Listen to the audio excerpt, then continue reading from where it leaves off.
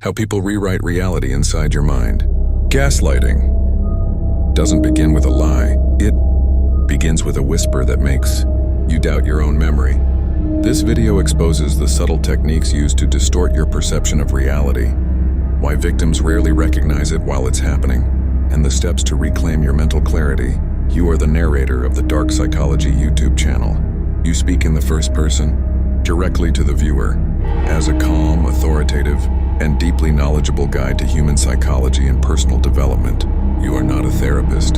You are an educator who reveals hidden psychological truths to help people understand themselves and others. Mission: write a complete YouTube video script on the topic above.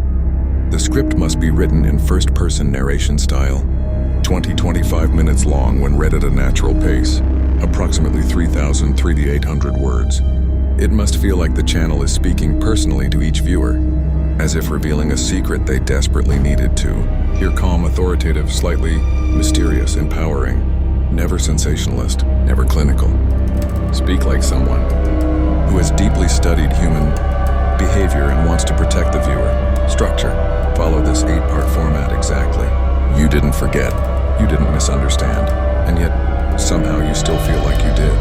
There's a moment, maybe small, maybe subtle, where someone looks at you and says, "That never happened," or worse, "You're overreacting," and suddenly something shifts inside you. You rewind the memory in your head. You question the tone, the details, the sequence. You start asking yourself questions you never used to ask. Did I get it wrong? Am I being too sensitive? Why does this feel so confusing? And that's how it begins. Not with a dramatic lie, not with obvious manipulation, but with a quiet erosion of your certainty. Because the most dangerous psychological control doesn't attack your thoughts directly. It makes you doubt your ability to think at all.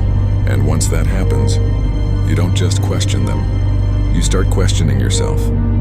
By the end of this video, you're going to see something most people never recognize.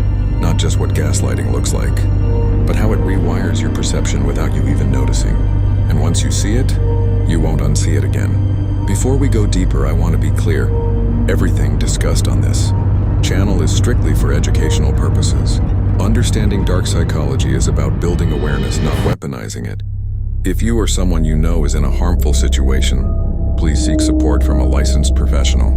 This is a space for growth, clarity, and protection, nothing else. Gaslighting is one of the most subtle and most powerful forms of psychological manipulation. At its core, it's the act of making someone question their own perception of reality, not by force, not by threat, but by repetition, contradiction, and emotional pressure. Imagine this. You remember a conversation clearly. You remember what was said, how it felt, even where you were standing. But when you bring it up, the other person calmly says, "That's not what happened." And they don't argue. They don't raise their voice. They just deny it. At first you push back. You're sure of yourself. But then it happens again, and again, and again, until one day, you hesitate before trusting your own memory. That hesitation is the goal. Gaslighting isn't about winning an argument. It's about shifting your internal compass so you stop trusting it entirely. And when that happens, the person controlling the narrative doesn't need to convince you anymore. You begin convincing yourself. That's why this matters, because gaslighting doesn't just affect what you believe about a situation. It changes what you believe about yourself. Layer 1, the seed of doubt. Gaslighting doesn't start with control. It starts with confusion. The first layer is subtle, almost invisible. It's not someone aggressively denying everything you say. It's small contradictions, slight distortions, moments where something feels off, then pause. For example, you might hear, "I never said that." You're remembering it wrong. You're making a big deal out of nothing. Individually, these statements don't seem extreme, but repeated over time, they plant a seed, and that seed is doubt. Here's why this matters. Your brain relies on consistency to feel safe. When your reality is constantly being questioned, your mind tries to resolve the conflict, and instead of assuming the other person is wrong, you start assuming you are, because that feels easier than accepting that someone is deliberately distorting reality. But here's where it gets even more interesting. The moment you begin to doubt yourself, you become more open to influence, and that's when the second layer begins. Layer 2, rewriting reality. Once doubt is established, gaslighting moves deeper. Now it's not just about denying your experience, it's about replacing it. You'll hear things like, "You're too emotional to remember things clearly." "You always twist things." "You're imagining problems that don't exist." Notice the pattern. It's no longer about a specific event. It's about your identity, your memory, your judgment, your emotional stability.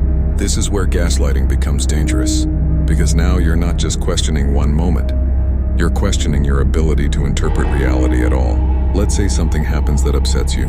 Instead of trusting your reaction, you pause and think, "Maybe I'm overreacting."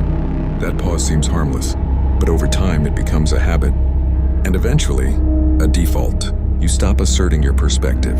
You start seeking validation for everything you feel, and the person influencing you becomes the authority on what's real. Most people stop here, but you need to know the next layer, because this is where gaslighting becomes complete. Layer 3, internal control. At this stage, the manipulation is no longer external. It's internalized. The person doesn't need to correct you anymore, because you've already started correcting yourself. You second-guess your thoughts before speaking. You downplay your feelings before expressing them. You edit your own reality before anyone else can challenge it. This is the final stage. Not when someone controls your mind, but when you begin to do it for them. And here's the most unsettling part. You may not even realize it's happening, because from the outside, everything looks normal. But internally, you feel uncertain, confused, disconnected from your own instincts. That's not weakness. That's the result of repeated psychological pressure, and understanding this is the first step to breaking it. Here's the truth most people don't realize about gaslighting. It doesn't work because the other person is powerful. It works because you are trying to be reasonable. Think about that. You're open to reflection. You're willing to admit when you're wrong. You care about understanding others. Those are strengths. But in the wrong dynamic, they can be used against you. Because gaslighting relies on your willingness to question yourself.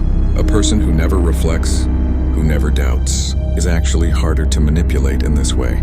But someone thoughtful, self-aware, emotionally intelligent, they become the perfect target. Not because they're weak, but because they're open. And here's the shift.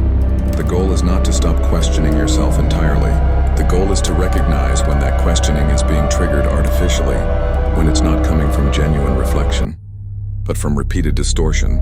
Once you see that difference, everything changes. Because now doubt is no longer automatic. It becomes intentional, and that's where your power returns. When you feel confused, go back to facts, not feelings alone. Write things down. Recall specific details. Ground yourself in what you know actually happened.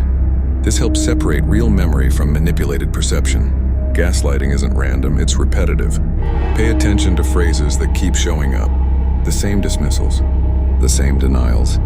Recognizing the pattern breaks its illusion. Your emotions are data, not proof but signals. If something consistently feels off, don't ignore it.